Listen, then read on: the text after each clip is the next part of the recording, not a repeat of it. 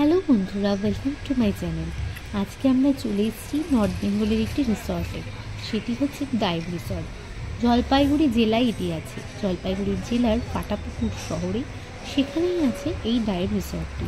রূপসী বাংলা একটা রেস্টুরেন্ট দেখতেই পারবেন, সামনে একটা ব্যানার লাগানো, তার ঠিক পাশেই এই রিসর্টটি তৈরি হয়েছে।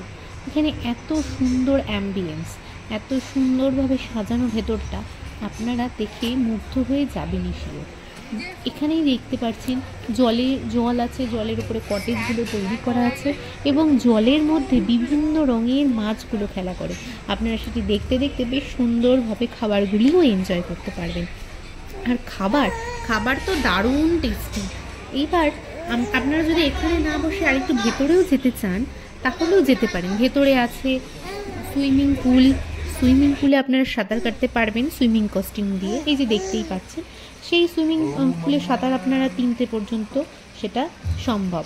তারপরে সেখানকার পরিবেশটাও ভীষণ ভালো, বাইরের ওয়েদারটা, আর খাবারগুলোও দেখতে পাচ্ছেন ভীষণ কালারফুল।